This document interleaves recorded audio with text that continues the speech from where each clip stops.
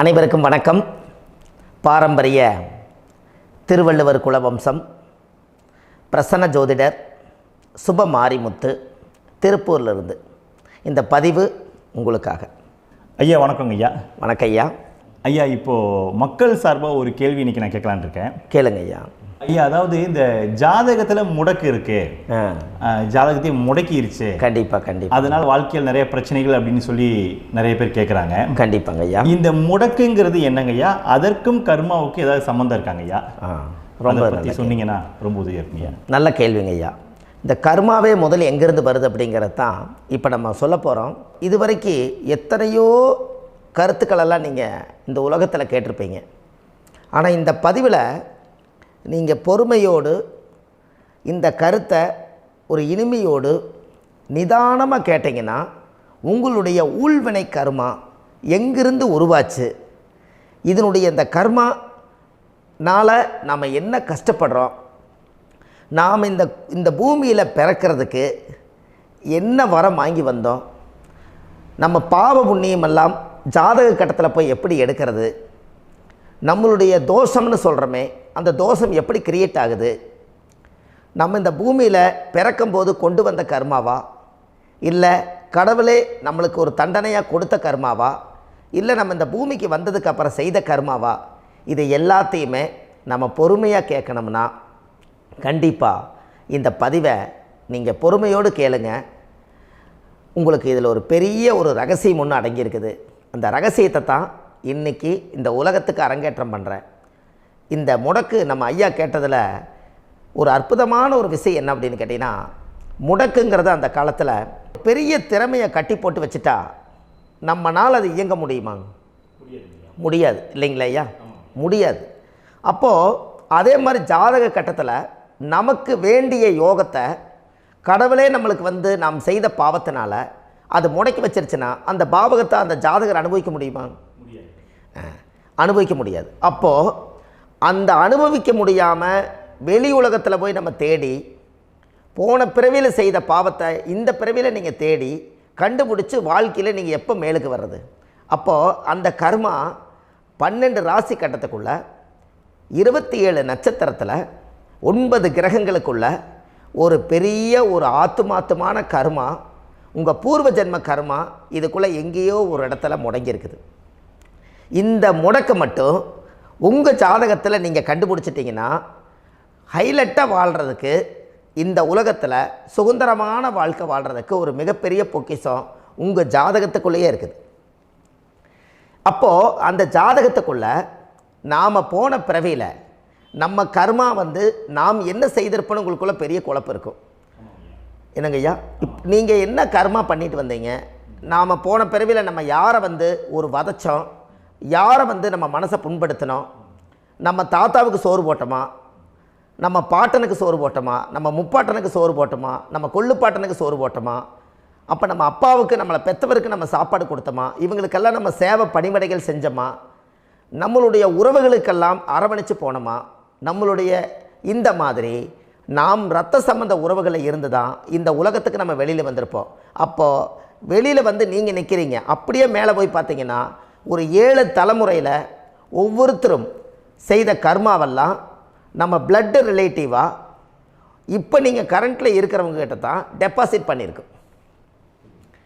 அப்போ இது தெரியாமல் நாம் ஜாதகத்துக்குள்ளே போய் தசாபுத்தி நல்லா தனுங்க இருக்குது, நான் ரொம்ப கஷ்டப்படுறேன், என் ஜாதகத்தில் போய் பார்த்தேன் எல்லா கிரகங்களும் நல்ல வலிமையாக இருக்குன்னு தான் சொன்னாங்க, ஆனால் இன்னும் என்னுடைய கடன் அடையலை, இன்னும் என்னோடய கர்ம தீர்ந்த மாதிரியே தெரியல, எனக்குள்ளே ஒரு தாட்டு என்னமோ நான் ஒரு பின்தங்கின வாழ்க்கையிலே வாழ்ந்துட்டுருக்கேன் அப்படின்னு நீங்கள் சொல்லும்போது, அப்போ இதையெல்லாம் தாண்டி ஒரு கர்மா உங்களுடைய ராசி கட்டத்துக்குள்ளே எங்கேயோ ஒரு பக்கத்தில் ரகசியமாக புதைஞ்சிருக்கு.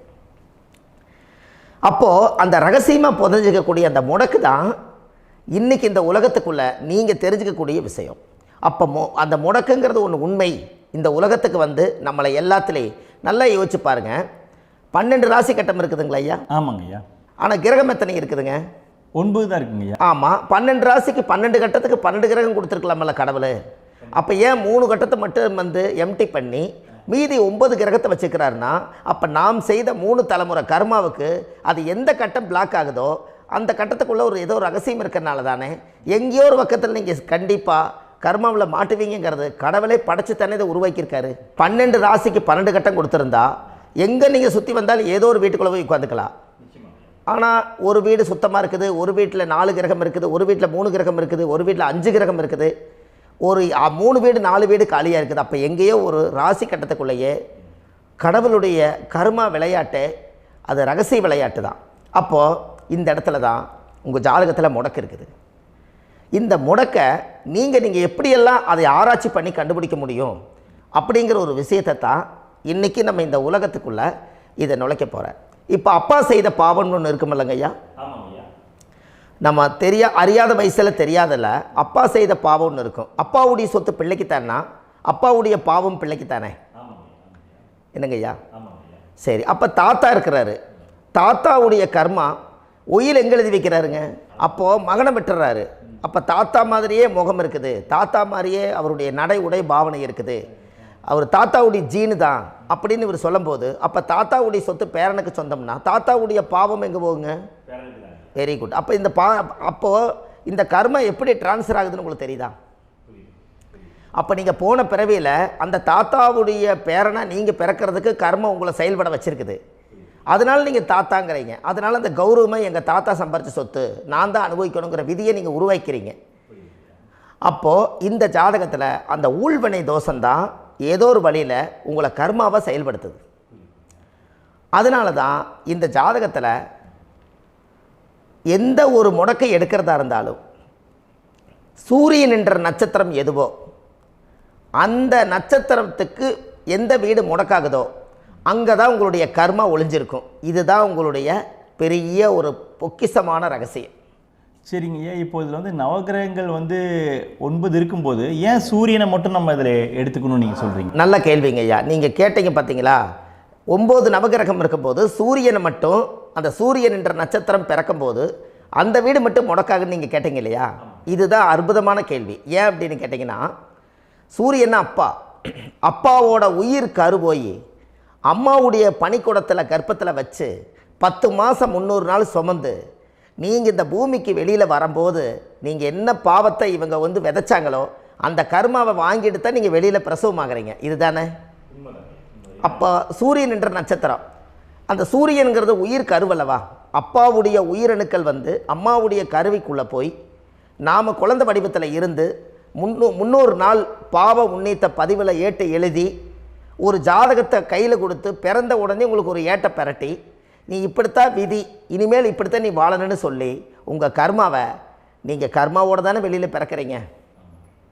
அப்போ சூரியன் என்ற நட்சத்திரம் தானே இந்த உலகத்துக்கு ஒரு பெரிய ஒரு மகத்துவம். இப்போ பாருங்கள், விடிய வரைக்கும் நம்ம முழிச்சிட்ருக்குறோம், காலையில் சூரிய உதயமானால் அவங்கவுங்க செயல்படுறோம். மீதி எல்லா கிரகங்களுக்குமே வெளிச்சத்தை கொடுக்கக்கூடிய சக்தி சூரியனுடைய பிம்ப ஒளிக்குத்தானே உண்டு, என்னங்க ஐயா? அதனால தான் மேசத்து உச்ச வீடுன்னு சொல்லி மேசத்தை உச்சம்னு சொல்லி சூரிய உச்சத்தை அங்கே தான் வச்சாங்க. அப்போது அந்த காலச்சக்கரத்துக்கு 5ஆம் இடம் பூர்வ புண்ணியஸ்தானத்தில் போய் சிம்மத்தில் கொண்டு போய் சூரியனை ஆட்சி வீடுன்னு வச்சாங்க. அப்போது சூரியனில் இருந்து தான் அந்த மையப்புள்ளி உருவாகுது. அப்போ உங்களுடைய ஜாதகத்தில் அந்த சூரியனாகப்பட்டவர் பிறக்கும்போது நீங்கள் உங்கள் ஜாதகத்தை நீங்கள் எடுத்துக்கங்க ஐயா. நீங்கள் இன்றைக்கே போய் கதவை திறந்து உங்கள் பெட்டியை திறந்து பீர்வாவுக்குள்ளே உங்களுடைய ஜாதகம் இருக்குது, அந்த ஜாதகத்தை எடுத்து ஜோதிடர்கிட்டையே நீங்கள் சந்தேகம் கேட்குறக்கு முன்பு நீங்களே உங்களுடைய கர்ம பற்றி தெரிஞ்சுக்கிறதுக்கு இந்த பதிவில் உங்களுக்கு ஒரு ரகசியத்தை சொல்லித்தரேன். உங்கள் ஜாதகத்தில் இப்போ இது வரைக்கும் ராசி கட்டத்தை நீங்கள் பார்த்துருப்பீங்க, ஆனால் பாதசாரம்னு ஒன்று இருக்கும் இல்லைங்களா? ராசிக்கு பாதசாரம்னு ஒன்று இருக்கும். சூரியன் என்ன நட்சத்திரத்தில் இருக்குது, சந்திரன் என்ன நட்சத்திரத்தில் இருக்குது, செவ்வாய் என்ன நட்சத்திரத்தில் இருக்குது, புதன் என்ன நட்சத்திர காலில் நிற்குது, இதெல்லாமே அந்த சாரம் இல்லாத ஜோதிடம் சோரம் போய்விடும். அதனால் அந்த சாரத்தில் நிற்கிது பார்த்தீங்களா கிரகம், அதில் இப்போ நீங்கள் உங்களுடைய ராசி கட்டத்தை ஓப்பன் பண்ணுங்கள். இதில் ராசி கட்டத்தில் சூரியன் என்ற நட்சத்திரம்னு ஒன்று இருக்கும் இல்லைங்களா? அது எதுவாக வேணாலும் இருந்துட்டு போட்டோம். அந்த நட்சத்திரம் தான் நீங்கள் பிறக்கும்போது தாயுடைய கருவறைக்குள்ள கரு உருவான நட்சத்திரமே அதுதான். புரிஞ்சுங்களா ஐயா?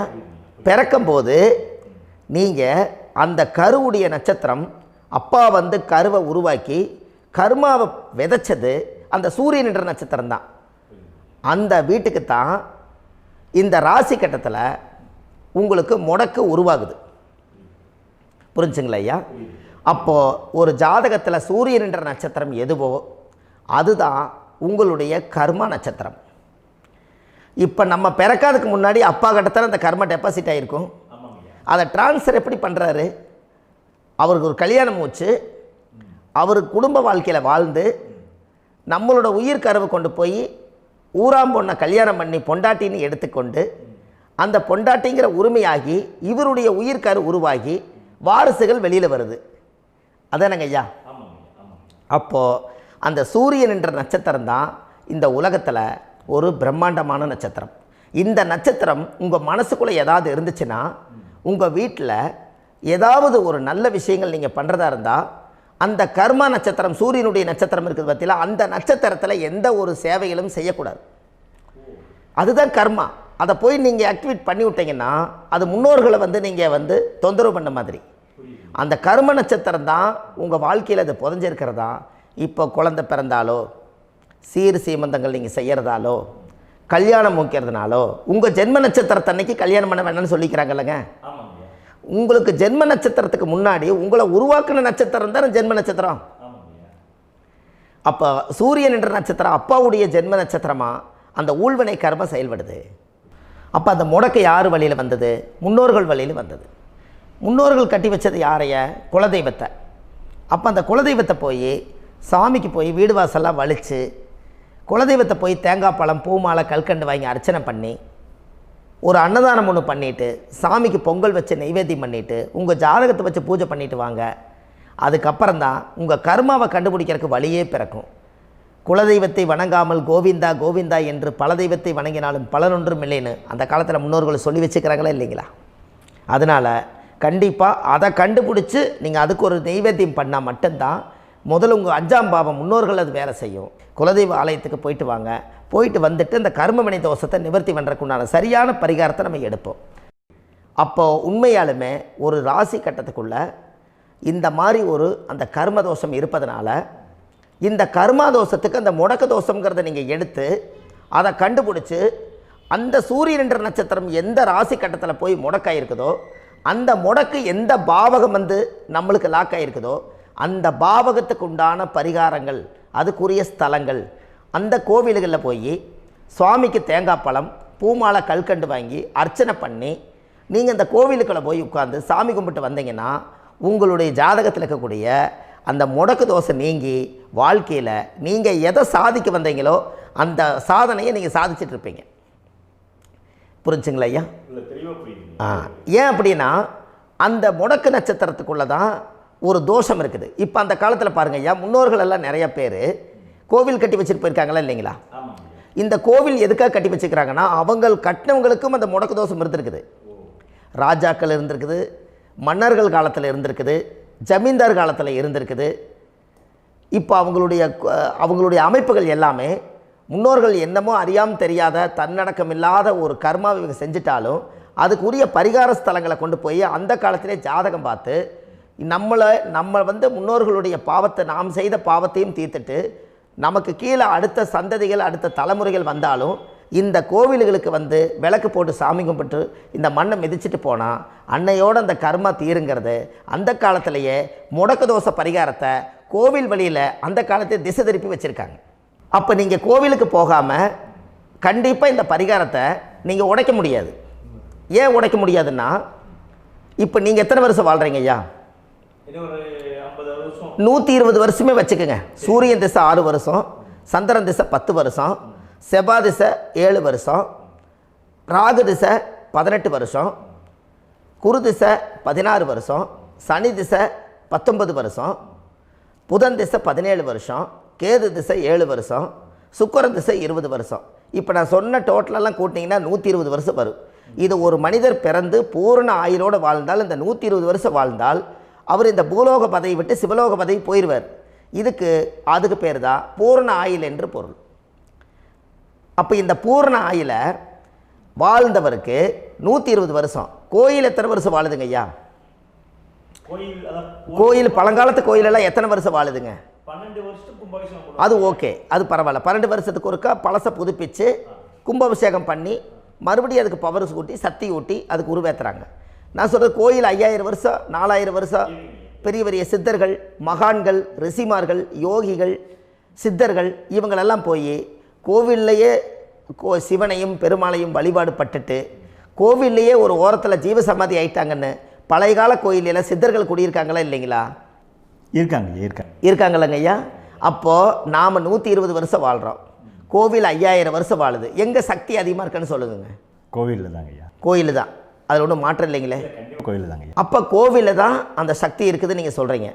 அப்போ உங்களுடைய கர்மாவை உடைக்கிறதுக்கு 120 வருஷம் பெருசா 5000 வருஷம் பெருசான்னு சொல்லுங்கள்? 5000 தாங்க. அப்போ 5000 வருஷம் உள்ள அலைகள் வந்து எத்தனை அந்த சிவனுக்கு இப்போ சிவன் கோயிலே உங்களுக்கு முடக்கு தோஷத்துக்கு ஒரு கோயில் வருதுன்னு வச்சுக்கோங்க. அந்த கோவிலில் எத்தனை முடக்குகளுக்கு உண்டான கோவில்கள், எத்தனை பழங்களை ஊற்றி சாமிக்கு அபிஷேகம் பண்ணியிருப்பாங்க, எத்தனை பால் கூட ஊற்றிருப்பாங்க, பன்னீர், தேன், இளநீ, மஞ்சள் நீர், திருமஞ்சனம், அபிஷேகம், பொங்கல், நைவேத்தியம் இத்தனையும் செஞ்சு அந்த சிவனை வந்து சிவனாக பார்த்து அந்த கருவறைக்குள்ள ஒரு கிராணங்கள் வரும்போதும் கூட பாதுகாப்பு பண்ணி வச்சு நல்ல சக்தியோடு அந்த கருவறையை புத்தியோடு அவங்க வேலை செஞ்சு அந்த காலத்தில் வச்சுருக்காங்களா இல்லைங்களா? அப்போது நம்ம வீட்டை அவ்வளோ சுத்தமாக வச்சுருக்க முடியுமா? என்னதான் வாஸ்து இருந்தாலும் முடியாது இல்லைங்களா? அப்போது அவ்வளவு ஒரு பவர்ஃபுல்லான கோவில் அந்த முடக்கு தோஷத்துக்குள்ளே ரகசியமாக அந்த கோயில் அடங்கியிருக்குது. உங்கள் ஜாதகத்துக்குள்ளே உண்மையாலுமே ஊழ்வினை கோயில், கர்மவினை கோயில் அதுக்குள்ளே இருக்குது. அந்த ஜாதகத்தை கணிச்சு பார்த்தா கரெக்டாக உங்களுடைய ஜாதகத்தில் அப்பாவுடைய கருவறையிலேருந்து உயிர் உருவாகிற நேரத்தில் இருந்து இப்போ வரைக்கும் நீங்கள் கரண்ட்டில் வாழ வரைக்கும் அந்த கர்ம கூட வர்றதை ஒரே ஒரு இடத்துல போனால் மட்டும்தான் விட்டுட்டு வர முடியும். அது எந்த வீடு அப்படின்னு கேட்டால் உங்களுக்கு வந்து அப்பாவுடைய கர்மா வழியில் போய் அந்த கோவில் பழையகால கோயில், பழையகால தெய்வங்கள், அந்த கோவில் தான் உங்கள் ஜாதகத்துக்குள்ள ரகசியமாக இருக்கும். அது ஏன் இந்த பதிவில் உங்களால் சொல்ல முடியாது அப்படின்னா, இந்த பதிவில் ஏன் உங்க சொல்ல முடியாதுன்னா உங்கள் ஜாதகம் தெரியாமல் என்ன கோயிலை நீங்கள் சொல்லுவீங்க? இப்போ பொதுவாக ஒரு நட்சத்திரத்துக்கு ஏதோ ஒரு கோவிலை அவங்க சொல்லி நீங்கள் போயிட்டு வர்றீங்கன்னு வச்சுக்கோங்க. ஆனால் அது வேலை செய்யலைன்னா நம்மளுக்கு என்னங்க இவ்வளோ கஷ்டப்பட்டு போய் அதை பலனடையிலேன்னு கேள்வி கேட்டக்கூடாது. உங்கள் ஜாதகத்தை நீங்கள் கொண்டாங்க, உங்கள் டேட் ஆஃப் பர்த் டயத்தை போட்டு ஜாதகத்தை கணிச்சு நீங்கள் சூரியன் என்ற நட்சத்திரத்துக்கு உங்களுடைய கர்மவினை கோவில் யார், உங்களுடைய முடக்கு யார், ஊழ்வனை தோஷத்துக்கு உண்டானவர் யார், தாய் வழி கர்மா யார், தந்தை வழி கர்மா எது, நீங்கள் பிறக்கும்போது வந்த கர்மா என்ன, இது எல்லாம் கணிக்காமல் பொதுவாக ஒரு கோயிலில் போய் நீங்கள் பாட்டுக்கு சாமி கும்பிட்டு வந்தால் பலன் எப்படி கிடைக்கும்? கண்டிப்பாக கிடைக்காதுங்க ஐயா. என்னங்க ஐயா? அது தெரிஞ்சு பண்ணாதான் சரியா? ஒரு டாக்டர்கிட்ட போகிறீங்க, என்னை அப்படியே ஸ்கேன் பண்ணி ஒரே ஒரு மாத்திரை கொடுங்கன்னு கேட்டால் டாக்டர் கொடுப்பாருங்களா? அவர் என்ன பிரச்சனை இருக்குதோ அதை முதல்ல கண்டுபிடிச்சி ஸ்கேன் பண்ணி பார்த்து ரிப்போர்ட் எடுத்து அது மூலியமாக தான் கொஞ்சம் எடுத்து ஐயா உங்களுக்கு இந்த பிரச்சனை, இதுக்கு தீர்வுக்கு இதுக்குண்டான மெடிசன், இது இப்படித்தான் சாப்பிடணும்னு அது முறையாக சொல்லி அந்த உயிர் வாழ வைக்கிறாரு டாக்டர். அவர் ஒரு தெய்வ வடிவத்தில். கரெக்டுங்களா ஐயா? அப்போ உங்களோட கர்மா எங்கே செயல்படுது அப்படின்னா இந்த முடக்க நீங்கள் இந்த பதிவில் தெரிஞ்சுக்கங்க. அதுக்குரிய நட்சத்திரம் என்னன்னு தெரிஞ்சு வச்சுங்க. உங்கள் ஜாதகத்தில் சூரியன் என்ற நட்சத்திரத்தை எடுத்துக்கங்க. அந்த வீட்டுக்கு முடக்க இந்த பதிவில் எந்த வீடு லாக் ஆகிருக்குதுங்கிறத நான் உங்களுக்கு இந்த வீட்டில் சொல்கிறேன். அந்த வீட்டு நீங்கள் பாருங்கள், உங்களுடைய லக்கணத்துக்கு அது எந்த வீடு. இப்போ லக்கணத்துக்கு ஒரு 7வது வீடுன்னே வச்சுக்கோங்க. அப்போ லக்கணத்துக்கு 7வது வீடே முடக்கு. அப்படி ஒரு முடக்கு ஆகிப்போச்சுன்னா ஒரு ஜாதகத்தில் லக்கணம் தான் 1, 7ஆம் இடம்ங்கிறது மனைவி ஸ்தானம். ஒரு ஆணுடைய ஜாதகத்துக்கு 7ஆம் இடம் தான் மனைவி. அவருக்கு நல்ல மனைவி அமையாமல் ஆடம்பரம் இருந்தும் வீடு அரண்மனை மாதிரி இருந்தும் அந்த மனைவியை ஒரு சந்தோஷமாக அவர் அனுபவிக்க முடியாது.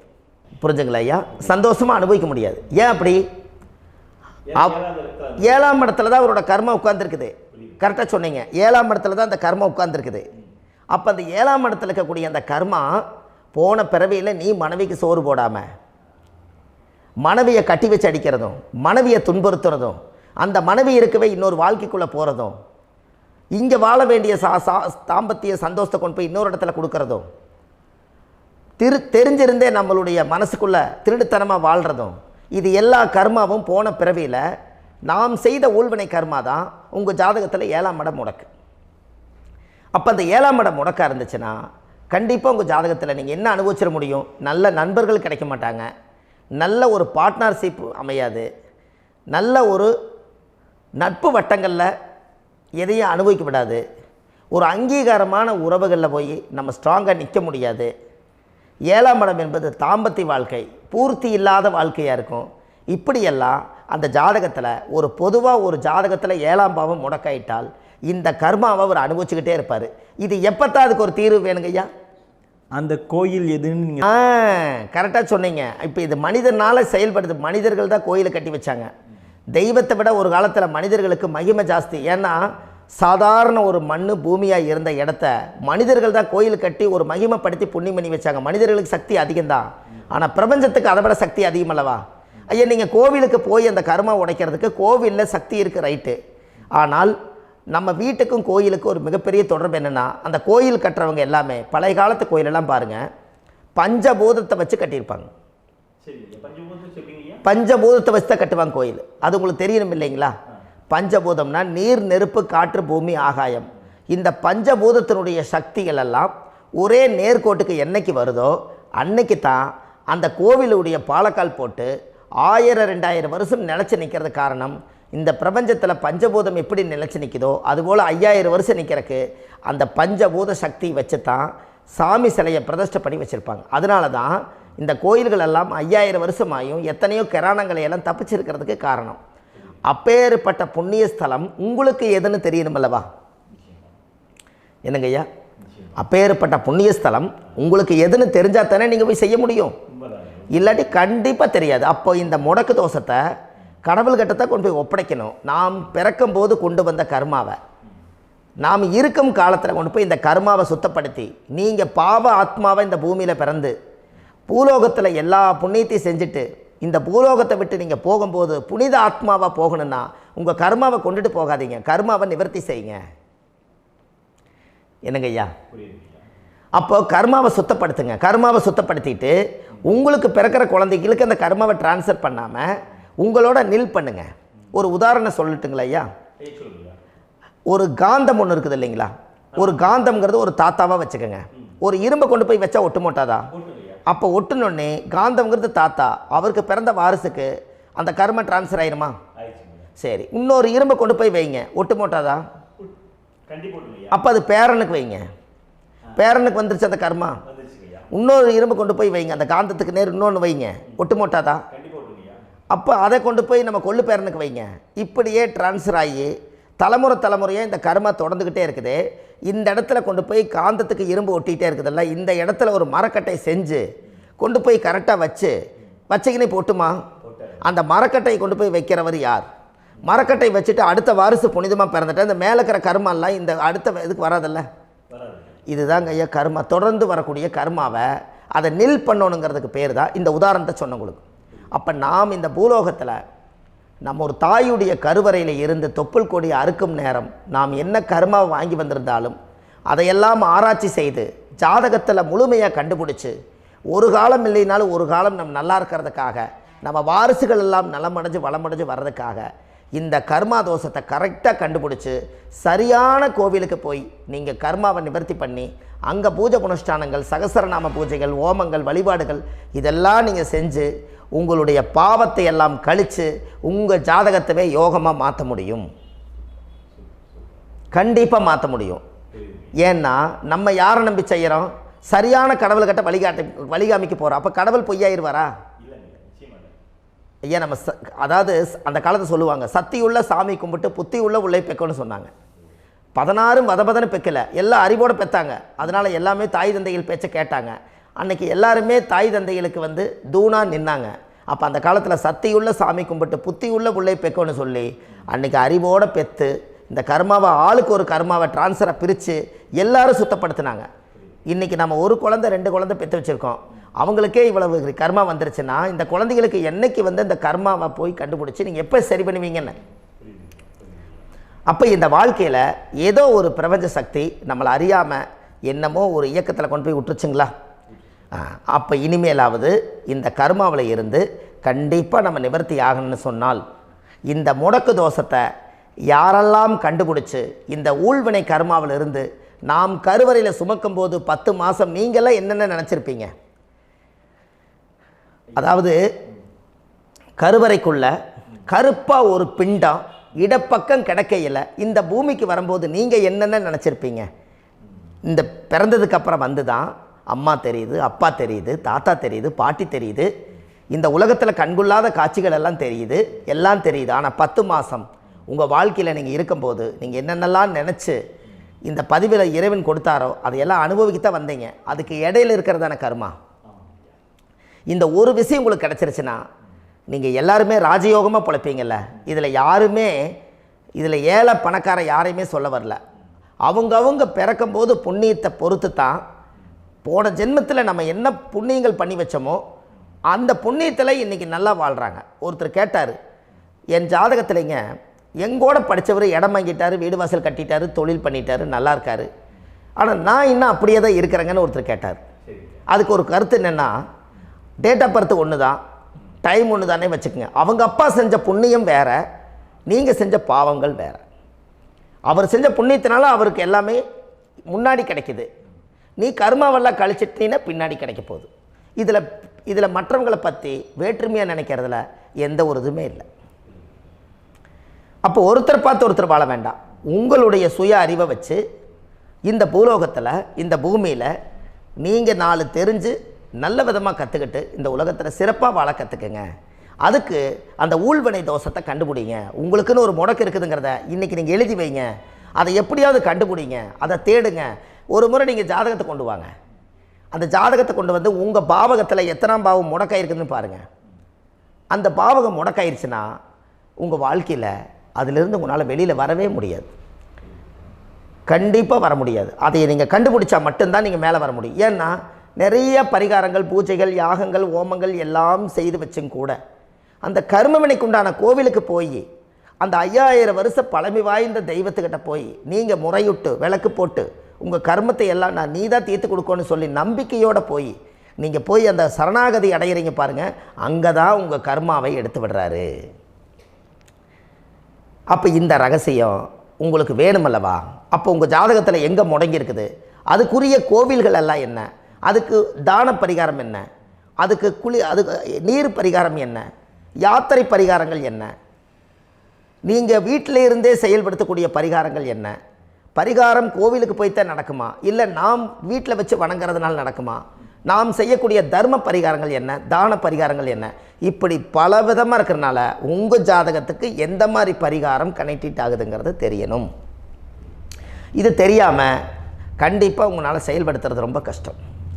இதனால் இதை நீங்கள் தெரிஞ்சுக்கணும்னா இப்போ நம்ம பாருங்கள், நீங்கள் அந்த தெரிஞ்சுக்கிட்டாலே உங்கள் வாழ்க்கையில் ஒரு டைம் தான் நீங்கள் தெரிஞ்சுக்க போகிறீங்க. உங்களுடைய கர்மா என்ன, நீங்கள் எங்கே செயல்பட்டு போயிட்டுருக்கிறீங்க, உங்கள் போகிற பாதை சரியா இல்லை அந்த பாதையில் முள்ளு கல் இருக்குதா, இது எல்லாம் உங்களுக்கு தெரியலனா இந்த முடக்கை கண்டுபிடிக்கக்கூடிய சக்தி வாய்ந்த இந்த கர்மாவை நிவர்த்தி பண்ணுறதுக்கு வழிகள் இருக்குது. அதனால் நீங்கள் கண்டிப்பாக இந்த முடக்கை தெரிஞ்சுக்கணும். இந்த முடக்கு ராசினா என்ன உண்மையாலுமே உங்கள் வாழ்க்கையில் நீங்கள் தெரிஞ்சு இனிமேல் உங்கள் வாழ்க்கையில் இதுவரையிலும் கர்மாவுக்குள்ளேயே கஷ்டப்பட்டீங்க, வழி தெரியாமல் கண்ணை கட்டி காட்டில் விட்ட மாதிரி இருந்தீங்க.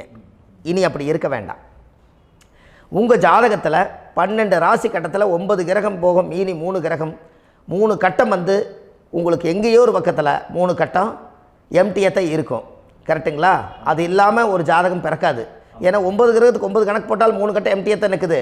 அந்த கட்டத்துக்குள்ளே எந்த நட்சத்திரத்தில், எந்த சாரத்தில், எத்தனாவது டிகிரியில், எத்தனாவது பாதசாரத்தில், எத்தனை வெகுளையில், எத்தனை செகண்டுக்குள்ளே இந்த கர்மா உள்ளே புகுந்து உங்களை செயல்படுத்துதுங்கிறத கண்டிப்பாக உங்கள் ஜாதகத்தை கொடுங்க. பார்த்து இந்த விஷயத்தை சொல்கிறேன், நீங்கள் அந்த இடத்துக்கு போய் நிவர்த்தி பண்ணிவிட்டு உங்கள் வாழ்க்கையில் கொஞ்சம் காலம் வாழ போகிறீங்க.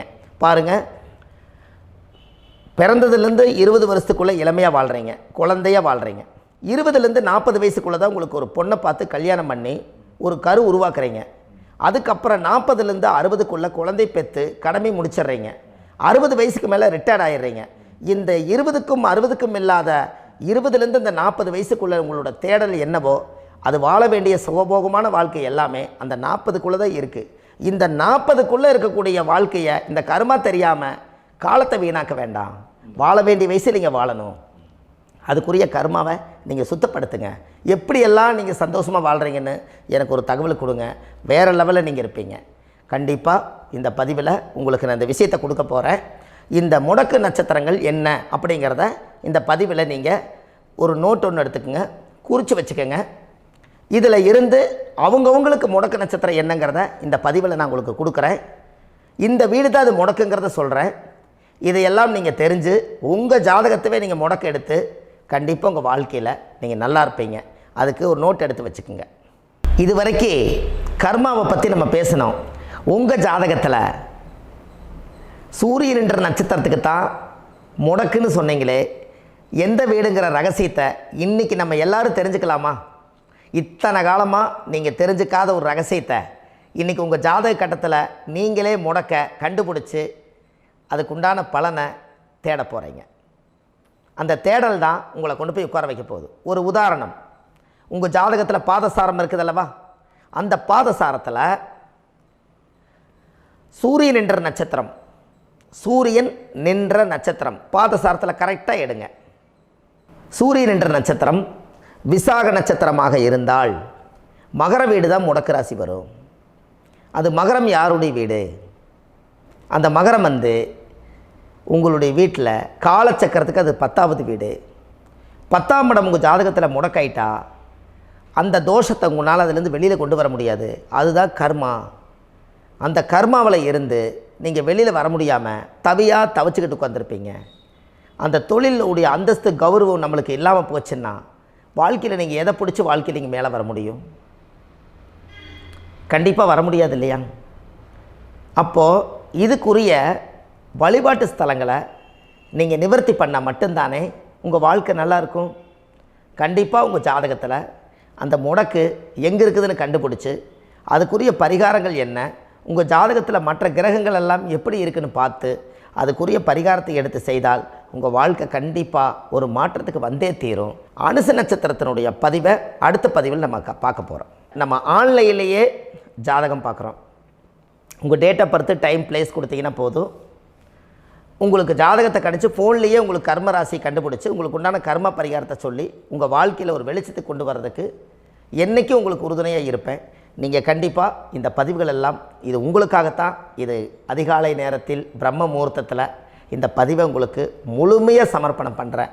இதை இதை வழி நடத்தி இதைய எப்படியெல்லாம் இந்த முடக்க கண்டுபிடிச்சி இப்படியெல்லாம் பேச வச்சு அழகு பார்க்க நம்ம முன்னோர்களுடைய ஆசீர்வாதமும் இந்த முடக்க கண்டுபிடிச்ச குருமார்களும் அவங்களுடைய குடும்ப பாரம்பரிய வம்சாவளிகளும் எல்லாருமே நல்லா இருக்கணும். அதுக்காக இந்த நேரத்தில் நான் அடியேன் சுப மாரிமுத்தாக இருந்து திருப்பூர்லேருந்து இந்த பதிவை உங்களுக்கு நான் கொடுக்குறேன். கண்டிப்பாக இந்த முடக்கு கோயிலுக்கு, இந்த முடக்கு தோஷத்துக்கு உண்மையான பரிகாரங்கள், எளிமையான பரிகாரங்கள் நீங்களே வாழ்க்கையில் செஞ்சு ஆதிகால பரிகாரங்கள் உங்கள் மனசுக்குள்ளே இருக்குது. அதை செயல்படுத்தினா மட்டும் போதும், வாழ்க்கை எங்கேயோ போயிடும். கண்டிப்பாக ஒரு முறை உங்கள் ஜாதகத்தை அனுப்பி வைங்க, உங்களுக்கு நான் பார்த்து பலன் சொல்கிறேன்.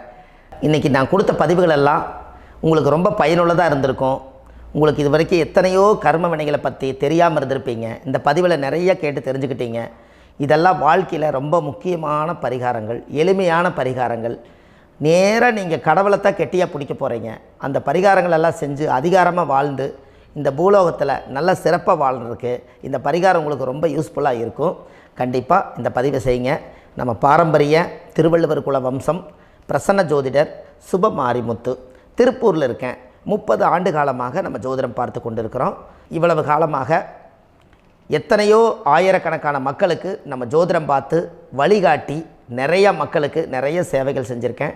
நிறைய கோயில் கட்டி வச்சுருக்கேன், கும்பாபிஷேகங்கள் பண்ணி வச்சுருக்கேன், அன்னதானங்கள் நிறையா பண்ணி வச்சுருக்கேன், புண்ணிய யாத்திரைகள் நிறைய போய் வந்திருக்கேன். மக்களுக்காகவே நான் உங்களுக்கு உழைக்க தயாராக இருக்கேன். இந்த ஜோதிடம் என்னுடைய ஒரு பாரம்பரியமாக என்னுடைய அப்பா, தாத்தா, முன்னோர்கள் இதெல்லாம் எங்களுடைய குலத்தொழில் இது. அதனால் நாங்கள் பாரம்பரியமாக திருவள்ளுவர் குல வம்சம். வள்ளுவர் வாக்குன்னு யூடியூப் சேனலில் போனீங்கன்னா 1000 பரிகாரங்கள் கொடுத்துருக்கேன். அதுவும் உங்களுக்கு ரொம்ப யூஸ்ஃபுல்லாக இருக்கும். வள்ளுவர் வாக்கு அப்படின்னு போடுங்க. அப்படி இல்லைன்னா சுப மாரிமுத்துன்னு போடுங்க. இதில் பரிகாரங்கள் நிறையா கொடுத்துருப்பேன். கண்டிப்பாக இதெல்லாம் நீங்கள் சந்தித்து நீங்கள் ஒரு சப்ஸ்கிரைப் பண்ணி வச்சுக்கோங்க. நான் போடக்கூடிய பதிவுகள் எல்லாமே உங்களுக்கு நோட்டிஃபிகேஷனை வந்துடும். அதனால் நீங்கள் ஒரு சப்ஸ்கிரைப் பண்ணி வச்சுக்கோங்க. தினமும் ஒரு தகவல் உங்களுக்கு கொடுத்துக்கிட்டே இருக்கேன். இதெல்லாமே உங்களுக்கு ஒரு பெரிய சந்தோஷமான நிகழ்ச்சிகள். என்றைக்கும் உங்களோட நான் வாழ்கிறேன். உங்களுடைய குடும்பத்தில் நான் ஒருத்தராக இருந்து குடும்ப ஜோதிடராக நான் இருப்பேன். கண்டிப்பாக ஆயுளுள்ள வரைக்கும் உங்களுக்காக இந்த ஜோதிடத்துக்கு உழைச்சி உங்கள் குடும்பத்தில் ஒருத்தராக நான் வந்து ஒரு ரத்த உறவில் நான் வந்து இந்த பூர்வ ஜென்மத்தில் உங்களுக்கு நான் கடமைப்பட்டிருக்கேன். கண்டிப்பாக அடுத்த பதிவில் உங்களை நான் சந்திக்கிறேன். வாழ்வது ஒரு முறை, வாழ்த்தட்டும் தலைமுறை. நன்றி, வணக்கம்.